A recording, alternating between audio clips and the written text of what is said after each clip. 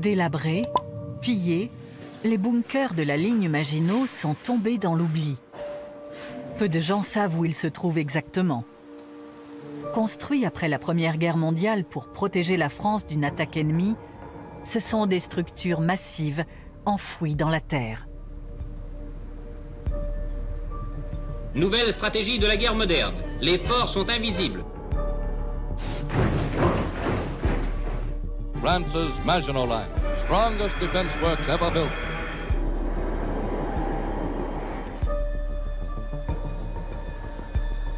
Avec ses 700 km de long, la ligne Maginot paraît infranchissable. Pourtant, en 1940, les Allemands sont parvenus à envahir la France. La muraille française a-t-elle été un échec? Jusqu'à nos jours, elle reste un mythe, un géant rempli de mystères.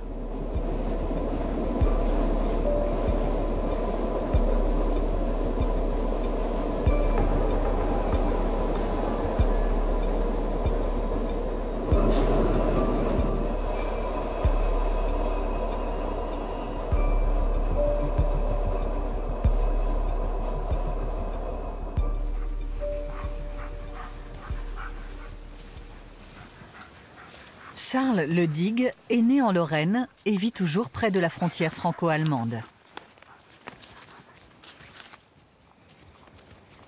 Enfant, il tombait déjà sur des casemates lors de ses balades en forêt.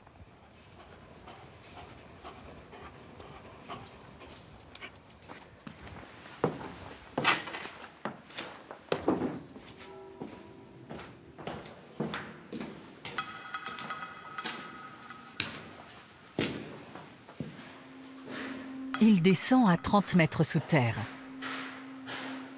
L'escalier n'a plus de rampe. Ce bunker est abandonné depuis des décennies. Faute d'électricité et de chauffage, il est froid et humide.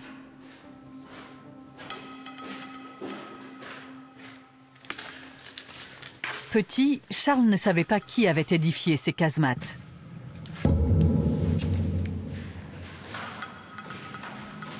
Il a découvert des moteurs diesel et des galeries de plusieurs kilomètres de long dans lesquelles il se perdait.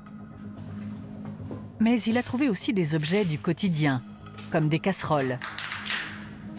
Personne ne lui parlait de ces gigantesques constructions. Une chape de plomb pesait sur leur histoire.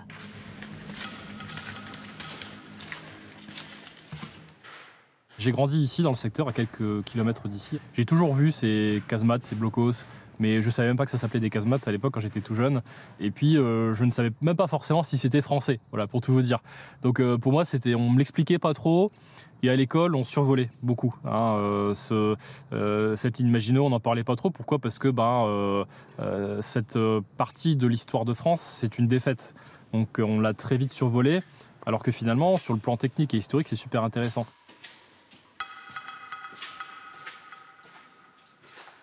Au bout d'un dédale de couloirs, plusieurs échelles remontent vers la surface. Dans ces anciens blocs de combat, les murs sont recouverts d'acier et coiffés de coupoles.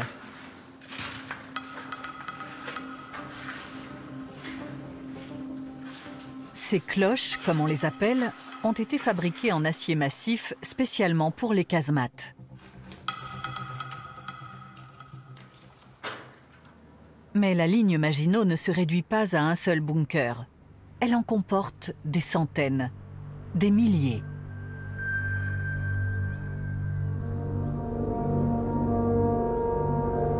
Ils étaient conçus comme des ouvrages de défense et devaient avoir un effet dissuasif.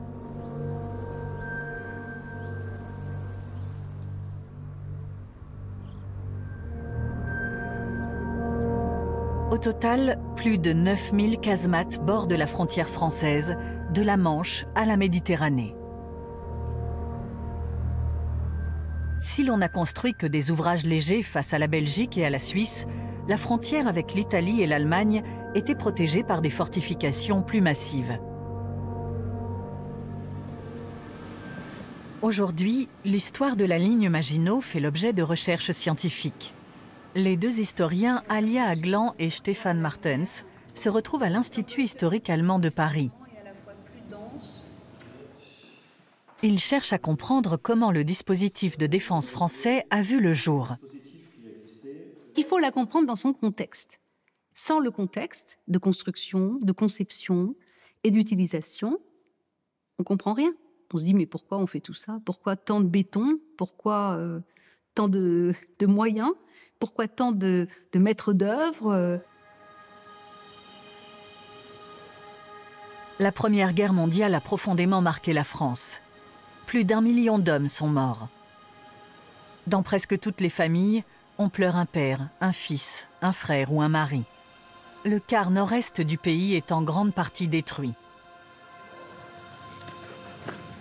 Après 51 mois d'âpres combats, les Français en sortent vainqueurs. Mais à quel prix? Le pays est exsangue. Il faut que l'Allemagne en paye les conséquences et cesse de représenter une menace. Le traité de Versailles de juin 1919 l'oblige à verser de lourdes réparations et à se désarmer. La France doit se prémunir d'une future attaque.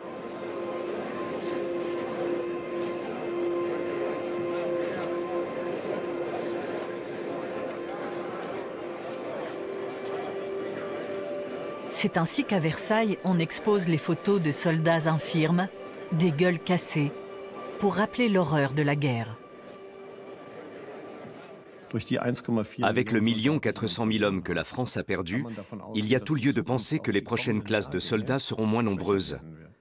Autrement dit, pour appuyer la future armée et garantir la protection du pays, on a besoin d'un système de défense efficace.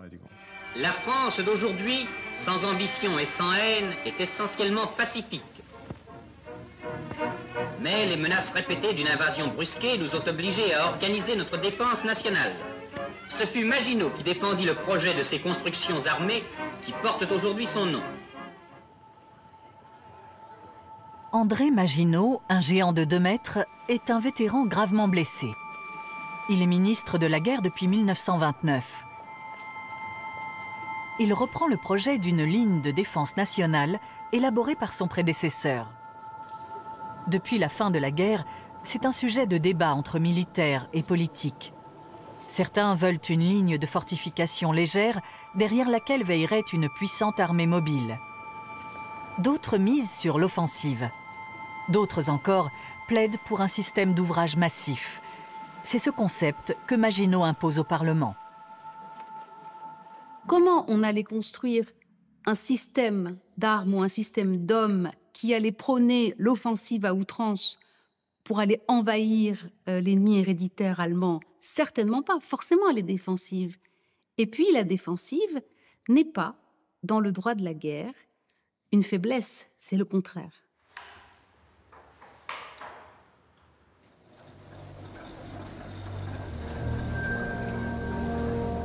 Une fois la décision arrêtée, on lance la construction de la ligne Maginot.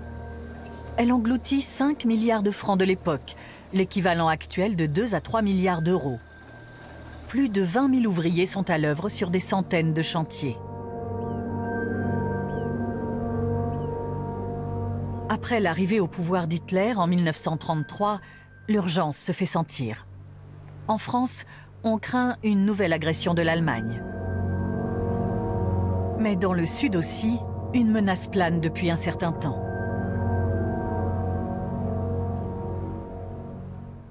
L'idée initiale est de couvrir les secteurs directement menacés par l'Allemagne, mais également les régions méridionales jusqu'à la côte méditerranéenne. À partir de 1922, avec Mussolini à la tête du gouvernement italien, le danger vient aussi de l'autre côté des Alpes. Alors on se met sérieusement à organiser la défense dans le sud de la France.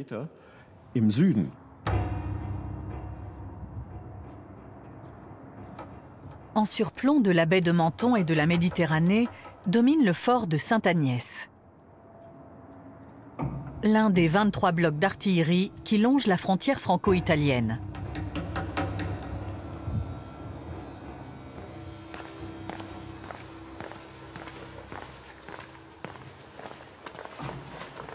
Le fort de Sainte-Agnès n'a pas été enfoui sous terre, mais creusé à l'horizontale dans la roche. De l'extérieur, on ne soupçonne pas sa taille réelle. L'idée, c'est de se fondre dans la topographie. Alors, c'est d'offrir un minimum de surface à l'ennemi, d'enfouir les structures, de les réaliser cette fois-ci en béton armé et rentrer donc du coup dans une esthétique de disparition comme un caméléon minéral avec des superstructures abandonnées à la végétation, à l'empierrement, des façades arrondies qui font riper les obus en façade, des façades non plus en béton lisse mais recouvertes d'une tyrolienne, c'est-à-dire un crépi qui n'offre pas de brillance au soleil. On est là dans un esprit de camouflage, ce qui est totalement en rupture avec ce qu'on a vu auparavant.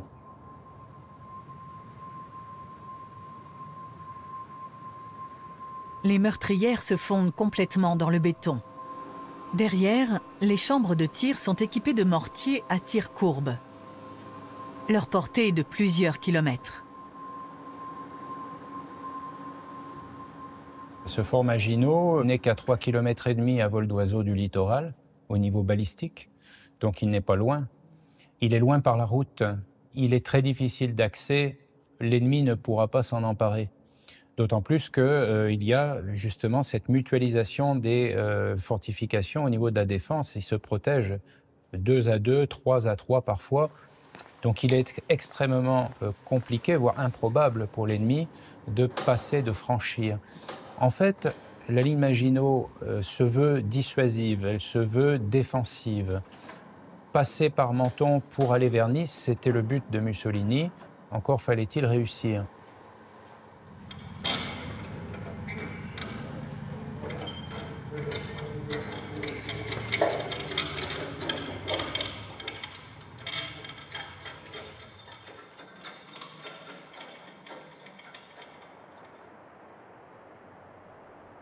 Les fortifications de la ligne Maginot sont adossées au versant des Alpes-Maritimes ou perchées sur les sommets. Elles sont positionnées de telle manière que les tirs des armes se croisent, empêchant toute intrusion ennemie. Les flancs des montagnes sont ainsi protégés. La ligne de défense française est extrêmement complexe. De gros ouvrages d'artillerie sont complétés par des ouvrages d'infanterie auxquels viennent s'ajouter les casemates.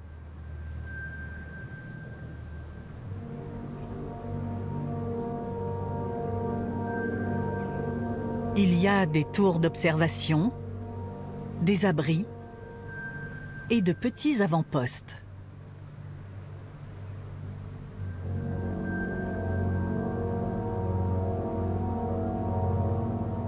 Puisque la Suisse demeure neutre, la ligne de défense n'est pas pourvue de constructions massives. Il en va de même initialement le long de la frontière avec la Belgique, pays allié de la France.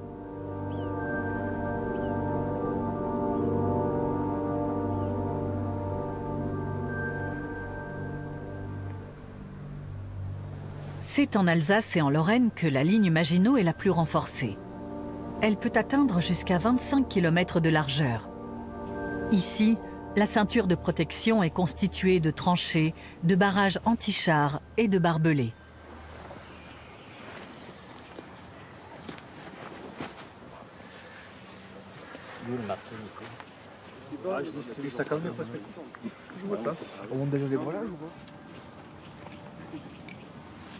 Comment la vie des soldats français se passait-elle sur place ? Une fois par an, un groupe de passionnés, les amis de la ligne Maginot, se retrouvent pour rendre hommage à ces hommes. Les tentes, les vêtements, les véhicules et la vaisselle sont des pièces d'origine ou des reproductions. Les armes sont neutralisées. D'ailleurs, si jamais le monosac en toile, tout en débarrage, j'ai trouvé dans cette même maison un monosac en toile. C'est moins perturbé à faire... La rencontre est organisée par Charles Ledig, dont l'association se consacre à la rénovation de 2 petites casemates.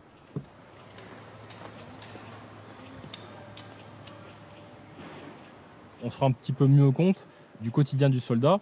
Exemple aussi, lorsque il pleut, ça c'est de la laine. Lorsque ça c'est mouillé, ça ne sèche plus. Voilà. Et donc quand on n'a pas beaucoup de tenues de rechange et qu'il n'y a aucun endroit dans une casemate qui est déjà humide pour faire sécher les vêtements, ça aussi c'est compliqué. Donc oui, nous, ça nous aide un petit peu à comprendre le quotidien du soldat. Et même si c'est, entre guillemets, un loisir, On essaye que les choses soient crédibles. Sinon, ça sert à rien, il y a autant faire autre chose que porter une tenue militaire, même si elle est d'il y a 80 ans.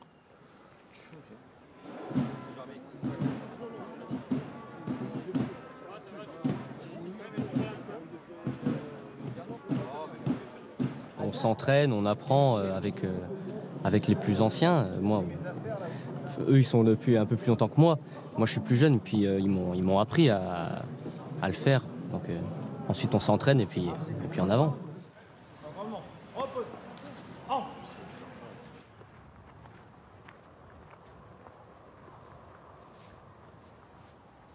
Il ne faut pas oublier que la fortification française a été construite pour économiser les hommes.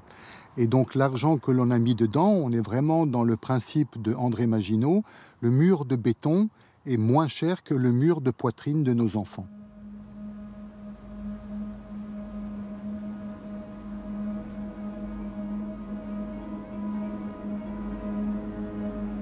Marc Alter connaît bien la ligne Maginot. Il a écrit de nombreux livres sur son histoire. Et depuis plus de 40 ans, il s'occupe avec son association de la conservation du fort de Chenambourg en Alsace.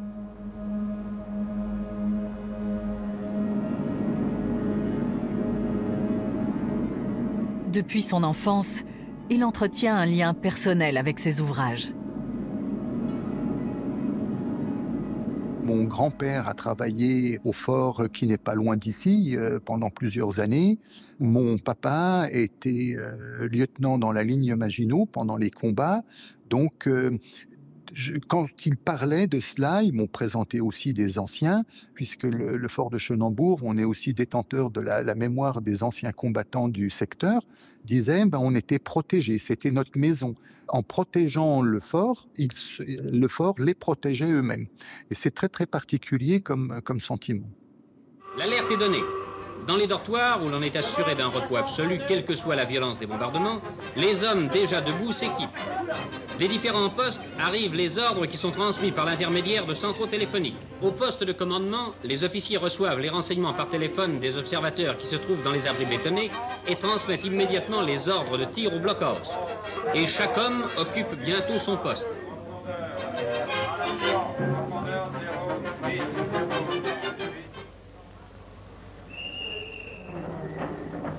Ces images datent de 1938, mais l'alerte et l'opération de combat sont des mises en scène destinées à la caméra.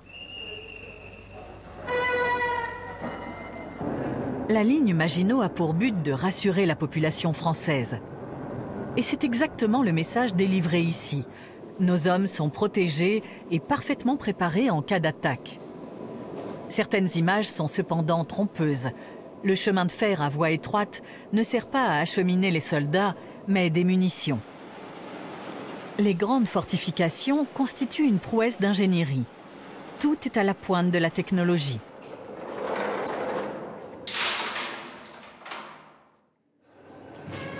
L'approvisionnement en munitions des blocos est assuré par des moyens perfectionnés.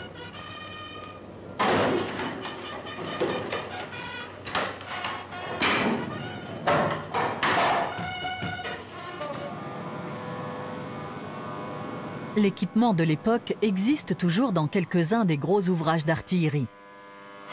Au fort du Hackenberg, en Lorraine, la tourelle à moteur électrique a été restaurée à grands frais.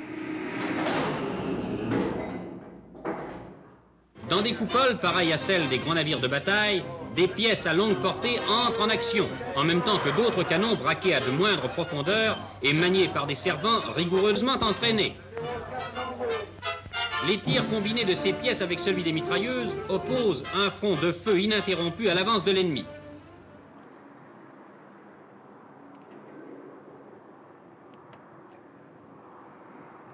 Prends un caillou plutôt, non? Ouais. Un caillou? Ouais, un caillou.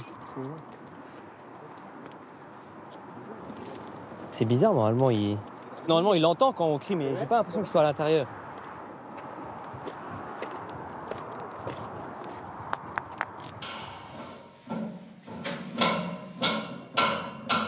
C'est bon, t'y es? Erwan, en batterie? Erwan, Hugues et Louis sont lycéens et profitent de leur temps libre pour entretenir les anciennes machines.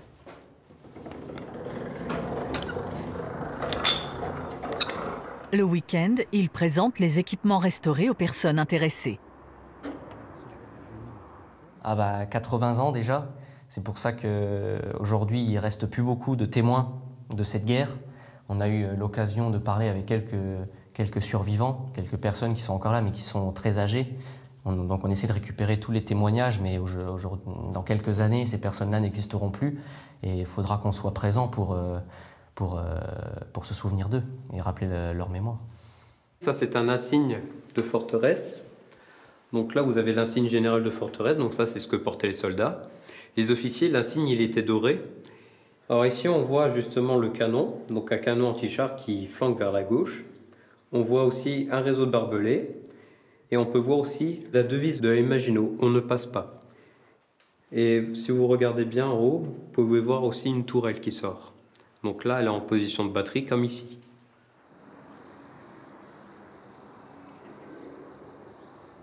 Quelle impression la ligne Maginot a-t-elle produit sur les Allemands? A-t-elle vraiment eu un effet dissuasif? Le commandement militaire allemand est informé de sa construction. Et à partir de 1936, les Français observent leurs voisins bâtir près de la frontière une ligne de défense, appelée plus tard ligne Siegfried. Elle comprend des barrages anti-chars qui s'étirent sur des kilomètres et des milliers de bunkers plus petits et moins profondément enfouis que ceux de la ligne Maginot.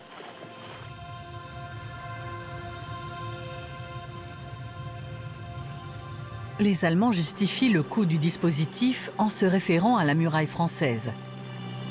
Ils misent non pas sur une stratégie défensive, mais sur une guerre de mouvement offensive avec des blindés.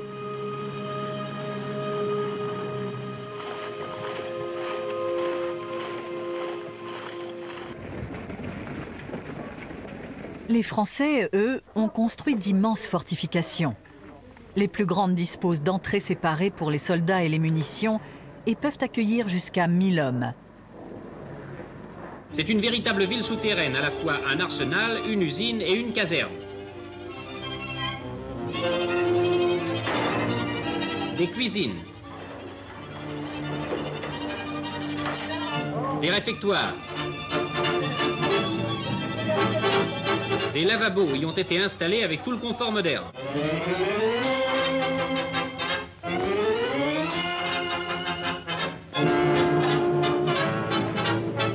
Une puissante machinerie qui au loin va puiser l'air frais par l'intermédiaire d'une canalisation camouflée permet de lutter, avec l'aide de systèmes compresseurs, contre les gaz toxiques.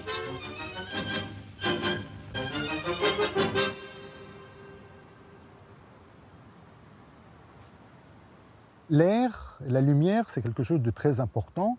On parle d'un équipage, comme sur un bateau. Le mode de fonctionnement, c'est comme sur un bateau. Alors pour l'air, il y a ces prises d'air. Pour le bloc, ça rentre ensuite dans des filtres et tout le bloc est mis en surpression, ce qui évite à des gaz d'entrer dans le bloc et aussi d'évacuer les gaz dus au tir à l'intérieur du bloc.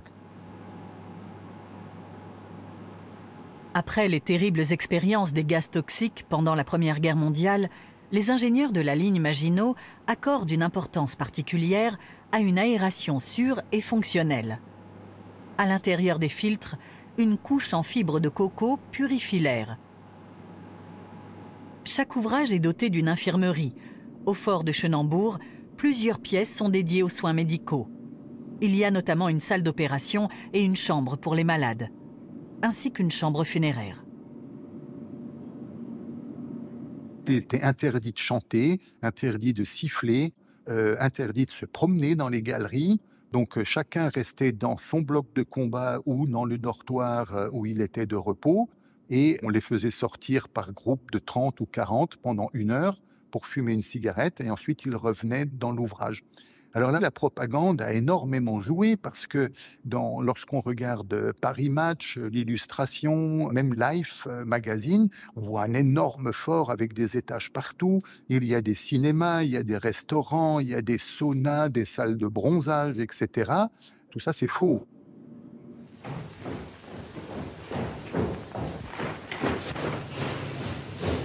La ligne Maginot entre fiction et réalité. Allez, attends, devant moi. Viens au cabinet. En 1937, un film sort même en salle, Double crime sur la ligne Maginot. C'est une histoire de meurtre et d'espionnage avec une bonne dose de patriotisme. Le commandant. Capitaine Dubois. Plus rien à faire. Fini.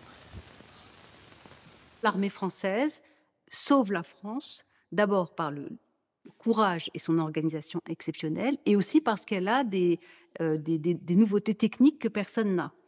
Et donc, Pierre Nord, Double crime sur la ligne Maginot, où on a un roman d'espionnage qui est adapté à l'écran, dans la ligne Maginot, pour montrer à quel point elle est moderne, mais c'est aussi pour montrer la technologie. Et on est aussi dans une ère culturelle extrêmement technocratique. Tout ce début du XXe siècle, il y a une sorte de fascination pour la technologie qui, là, est mise au service du nationalisme patriotique le plus pointu.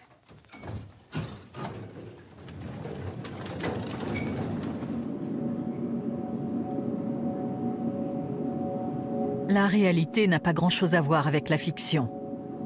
Après l'invasion de la Pologne, la France et la Grande-Bretagne déclarent la guerre à l'Allemagne le 3 septembre 1939.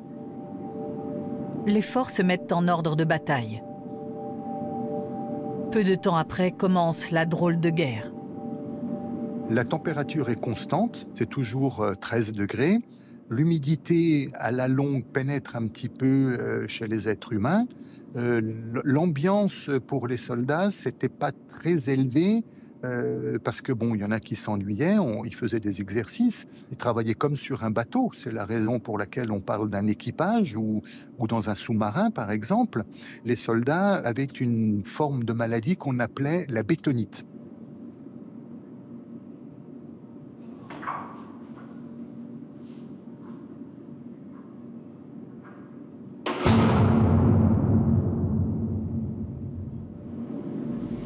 La bétonite, mélange d'ennui, de dépression et de claustrophobie, est un véritable fléau. D'autant que les pièces, en plus d'être humides, sont bruyantes. Le bourdonnement des moteurs diesel envahit les couloirs. Pour mieux supporter leurs conditions, les soldats peignent leur monde souterrain, qu'ils enjolivent ou décrivent avec humour. Seul un petit nombre de ces remarquables fresques murales a perduré jusqu'à nos jours. À 30 mètres sous terre, la restauratrice Céline Antoine tente de les sauver.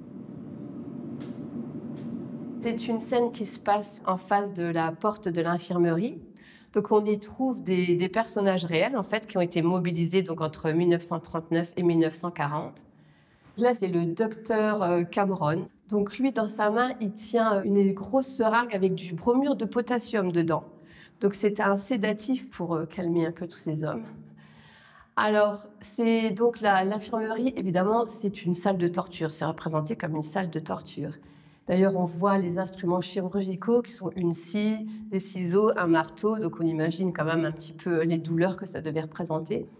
Mais il faut dire aussi que le fort, entre 39 et 40, le fort là n'a pas été attaqué par les Allemands. Donc, ils étaient quand même dans l'expectative d'une attaque, ils attendaient. Et ça, c'est aussi représenté avec l'escargot, avec les toiles d'araignée, avec l'araignée, donc qui montre quand même une espèce d'inactivité de la salle. Et puis, et ça montre aussi l'esprit d'équipe qu'il fallait avoir contre les atrocités de la guerre, évidemment. Voilà.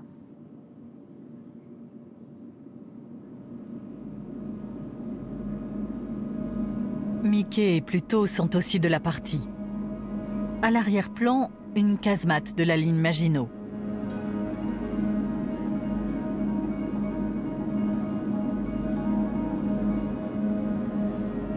Les soldats cachent sans doute derrière l'humour leur peur d'une nouvelle guerre.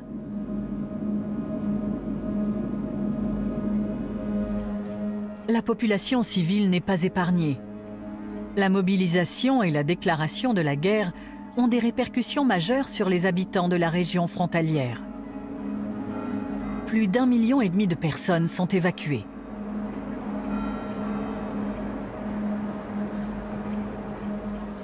Étienne Haas avait 10 ans à l'époque.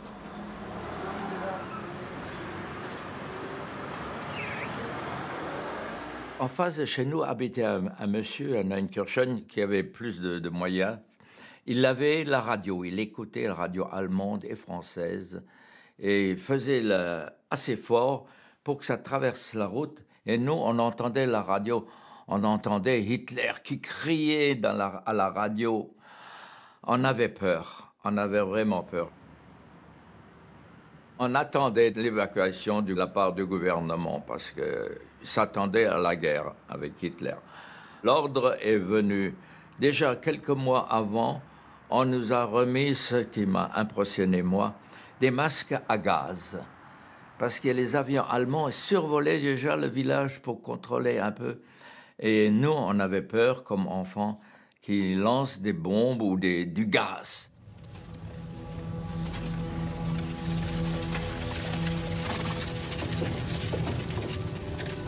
Des deux côtés de la frontière, les gens doivent brusquement quitter leur domicile pour s'installer dans d'autres régions.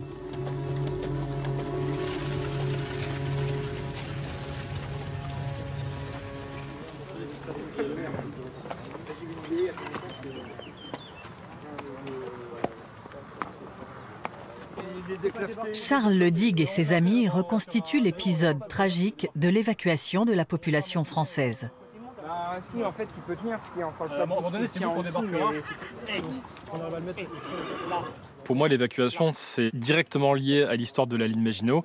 Pourquoi ? Parce que début septembre 1939, on a ordonné aux populations civiles, donc tous ceux qui habitaient entre la ligne Maginot et la frontière, pour envisager des combats entre cette ligne Maginot et la frontière, d'évacuer vers le sud-ouest, en gros. Donc en une journée, même en quelques heures, les civils ont dû abandonner tous les animaux sur place, quasiment tout, juste quelques bagages pour survivre. Ils ont dû partir à pied ou avec des calèches, rejoindre une gare et après partir en train jusque dans la Vienne. L'histoire est telle qu'elle est, donc on ne pourra pas l'inventer, on ne pourra pas faire de choses plus fantaisistes que ça sur cette évacuation.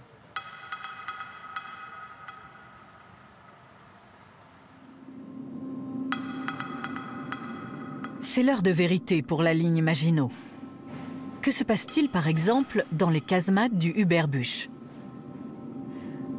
Charles a récupéré la lettre d'un soldat. Quand celui-ci est mort, il avait presque le même âge que Charles aujourd'hui. C'est les courriers du soldat Marc Ansaume. Donc Marc Ansaume, il était affecté ici de septembre 1939 au 13 juin 1940. Et en fait, le soldat-là, il meurt le 13 juin 1940 à l'hôpital à Pont-à-Mousson dans des circonstances qui sont encore floues. Donc ce sont des courriers qui ont été rédigés ici et qui reviennent ici 80 ans après.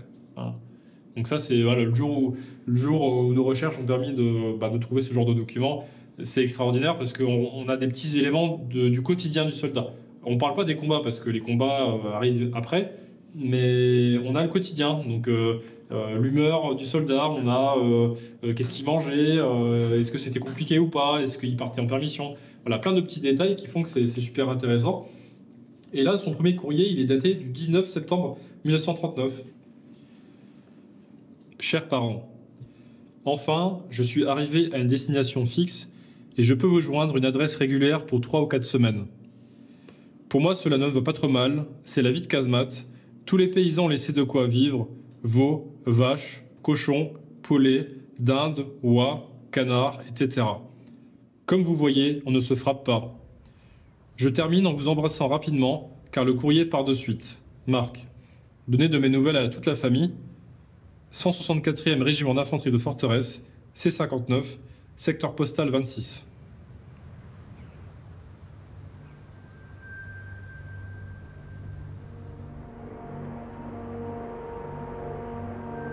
On observe ce qui se passe en face. La ligne Maginot a été conçue pour parer à une attaque surprise des Allemands et contenir leurs troupes durant 3 semaines. L'armée française devrait ainsi gagner du temps pour se mobiliser. Mais ce plan fonctionne-t-il? Die Infanterie rückt inzwischen weiter vor.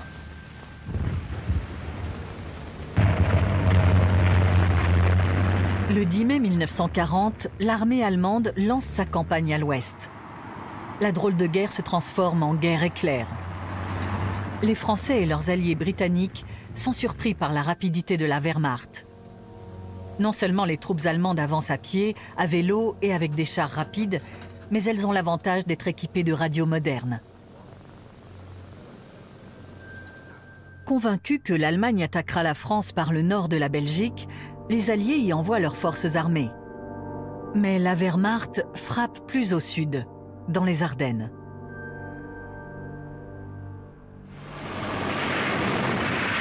Les Alliés ont pensé à tort que les chars ne pourraient pas traverser ce terrain impraticable.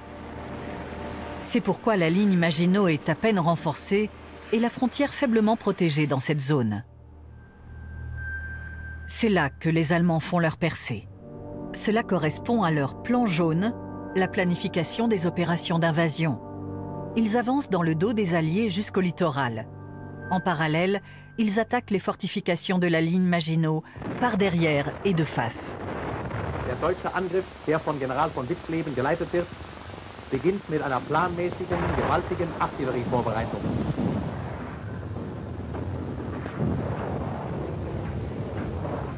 De la mi-mai au 22 juin 1940, certains secteurs de la ligne Maginot subissent les tirs massifs de l'armée allemande.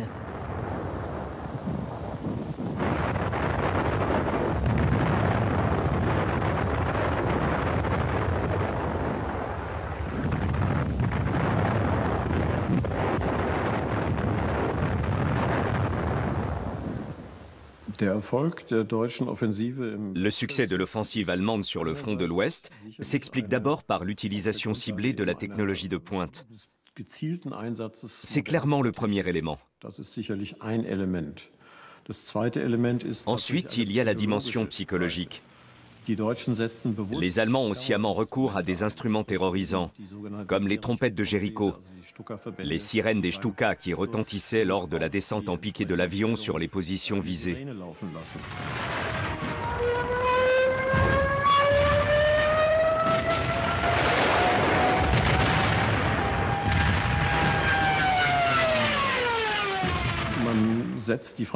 Ce n'est pas un tapis de bombes qui est largué sur les troupes françaises, mais des attaques qui sont menées par vagues successives.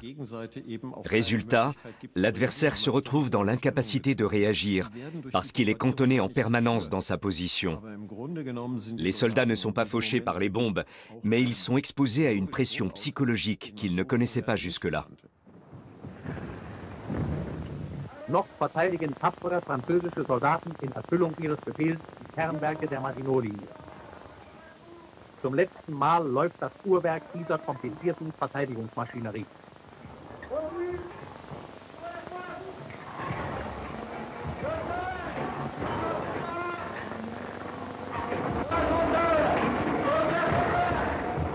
Le film de propagande Sieg im Westen, Victoire à l'Ouest, rend hommage aux Français pour mieux souligner la victoire allemande. Afin de prendre le fort de Chenambourg, la Wehrmacht largue plus de 3000 bombes et obus. Il y avait des cratères énormes et le bloc 4 sur lequel je me trouve maintenant et le bloc 3 et d'autres se sont pris des coups directs, mais c'était fait pour résister. On ne voit plus les traces de nos jours parce que très rapidement, les Allemands qui ont voulu tourner un film de propagande, ils ont comblé, plus ou moins réparé, comme ça ils pouvaient faire montrer une belle conquête.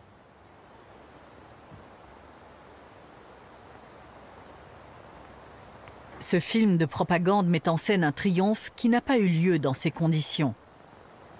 On fait même appel à des prisonniers de guerre français pour reconstituer le prétendu échec de la ligne Maginot.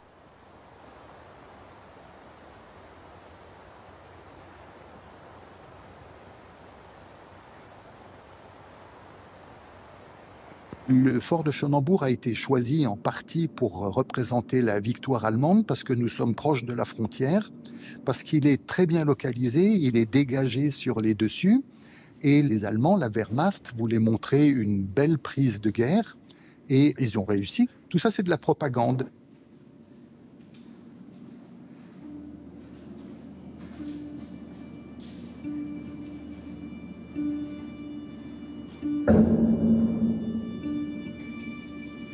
Mais les faits disent autre chose.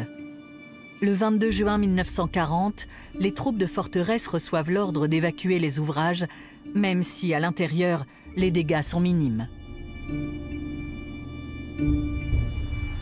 Le 25 juin, l'armistice entre en vigueur. Quelques jours plus tard, les soldats français sont sommés d'abandonner les fortifications de la ligne Maginot. À partir de juillet 1940, les Allemands en prennent possession. C'est le traumatisme des soldats de la ligne Maginot. Les ouvrages d'artillerie de Schönenbourg, du Michelsberg, du Galgenberg, du Hackenberg et du Kobenbusch, pour n'en citer que quelques-uns, ont été livrés à l'ennemi alors qu'ils auraient pu encore résister. De nos jours, cette reddition est toujours perçue comme un outrage. Ce qu'on voit, c'est la ligne Maginot en rouge, côté français. On s'aperçoit que du côté français... Des historiens étudient les événements de l'été 1940 pour savoir si la ligne Maginot est responsable de la défaite de la France. Aujourd'hui encore, dans le pays, l'opinion est largement répandue que ce système de défense a été inutile et qu'il a échoué lamentablement. Mais ces accusations sont-elles fondées? La ligne Maginot a été en partie un échec, mais pas dans le sud. Dans les Alpes, les fortifications ont rempli leur fonction. Elle a été un échec parce que des ouvrages de défense fixes ne répondaient plus aux nouvelles exigences militaires. Au fond, c'était un dispositif qui avait une guerre de retard.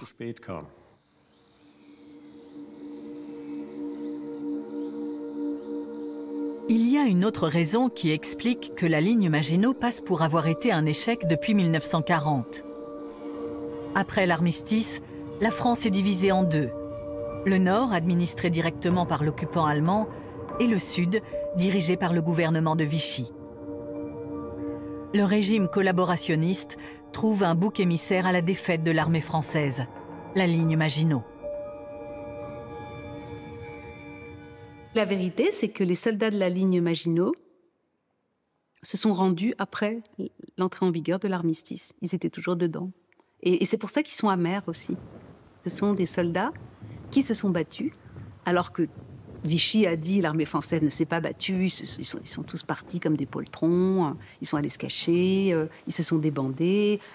C'est faux. Que deviennent ces hommes? Près de 2 millions d'entre eux sont faits prisonniers et sont envoyés en Allemagne. 1,5 million y restent jusqu'à la fin de la guerre. Ces soldats dont on a fait le procès, contrairement à ceux qui ont libéré la France en 1944, ont-ils vraiment failli? Depuis 20-25 ans, les chercheurs s'efforcent de leur rendre justice.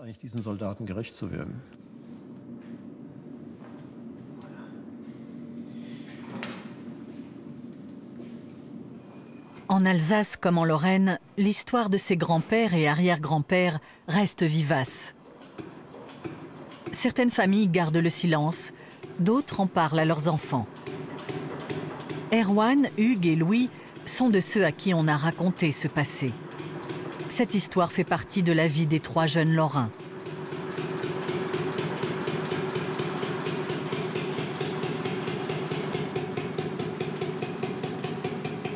Ma famille a eu l'habitude de m'amener à la ligne Maginot comme ils emmènent mon frère au football. C'est juste une passion différente. Et vu qu'ils ont l'habitude de me voir maintenant en uniforme, aller à la ligne Maginot, évidemment, ils sont imprégnés de ça. Ils sont très fiers de ce que je fais, ici. Parce que c'est aussi une part de l'orientation qui m'emmènera pour faire un métier qui sera dans l'histoire, ou alors dans la conservation du patrimoine. C'est ce qui me tient à cœur.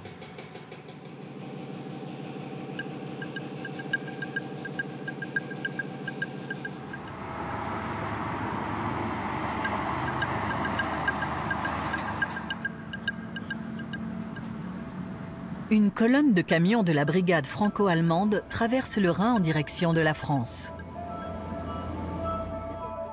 Cette armée, forte de 6 000 hommes et femmes, symbolise l'amitié scellée par les dirigeants des 2 pays et renforce la coopération instaurée en 1963 par le traité de l'Élysée. Aujourd'hui, un petit groupe de soldats en déplacement fait une halte sur la ligne Maginot.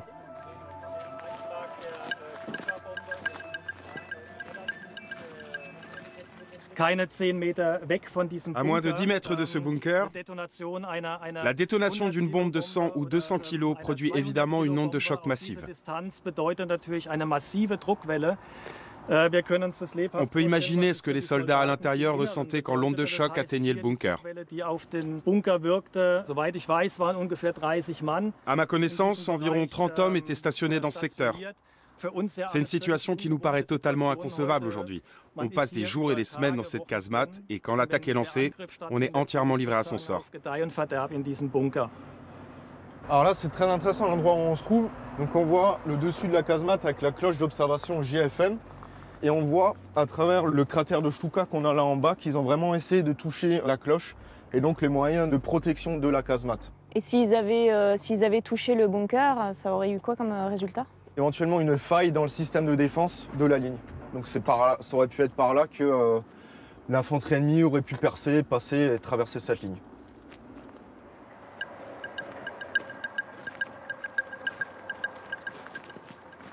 Pour nous, effectivement, vu qu'on travaille tous les jours ensemble et qu'on se côtoie vraiment tous les jours, on a tendance à oublier qu'il y a une frontière et qu'avant il y avait eu des guerres entre nous, parce que c'est devenu tellement normal d'être ensemble au quotidien.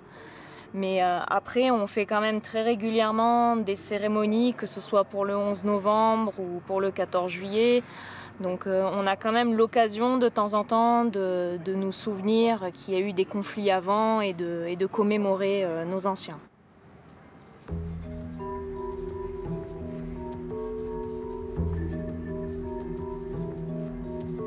Des photos de l'après-guerre. Ce petit avant-poste fait aujourd'hui partie du lieu de vie d'une famille lorraine. Étienne Haas, qui a vécu l'évacuation enfant, rend visite à un neveu dans sa nouvelle maison.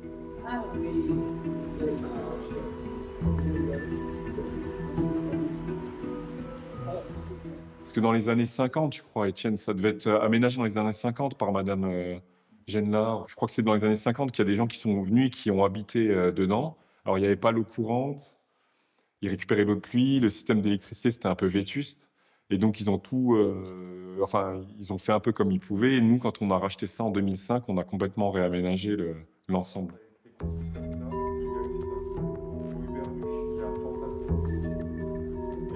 Comme il ne voulait pas démolir le petit bunker et ne pouvait pas le déplacer, Cédric Vénère a décidé de l'intégrer à sa cuisine. Et il a construit sa maison tout autour. Ce qui fait désormais office de salle de musique, de chambre d'amis et de refuge était autrefois un poste d'observation militaire. Tu jouais dedans, quoi. Oui, on jouait là-dedans. Alors c'est ça qui est rigolo, c'est qu'ils jouaient là-dedans après la guerre, et là on est en 2021, et maintenant c'est mes enfants qui jouent dedans. Donc au final, ça a plus servi à jouer ou à vivre qu'à faire la guerre. Ça c'est le petit clin d'œil un peu marrant. Et Étienne, je sais pas, t'as quel âge maintenant? 92. 92 ans. Et mon enfant qui a 3 ans joue dedans. Et toi, tu as joué dedans quand tu avais une dizaine d'années. Exactement. C'est rigolo. Oui. Ah oui. Quelle époque.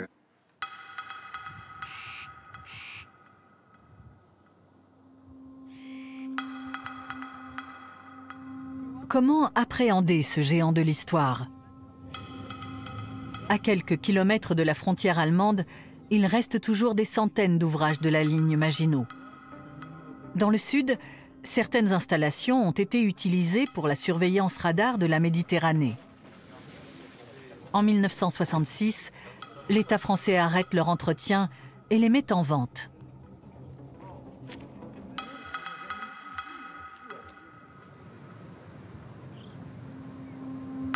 Que faire de ces imposants témoins de la guerre? Les ensevelir? Les murer? Les aménager en attractions touristiques?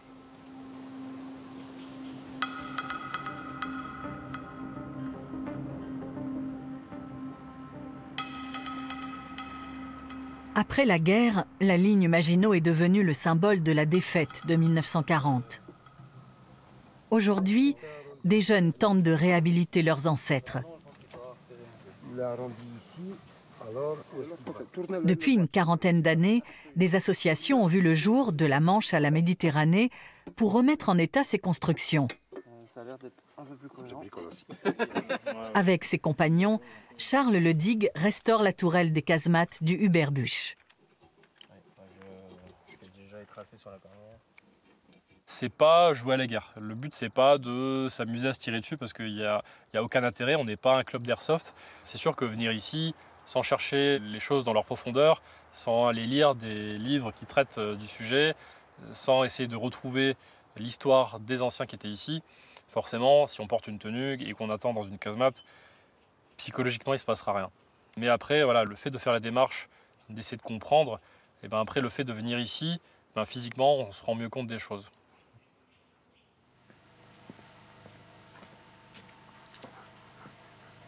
Charles passe le plus clair de son temps libre dans la casemate. Elle ne lui appartient pas, elle est la propriété de la commune qui soutient son action. L'association compte dans ses rangs non seulement des Français, mais aussi des Polonais et des Allemands qui habitent près de la frontière.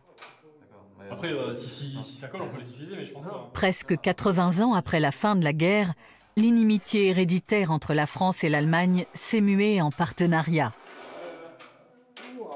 La ligne Maginot ne sépare plus les deux nations, elle les rapproche.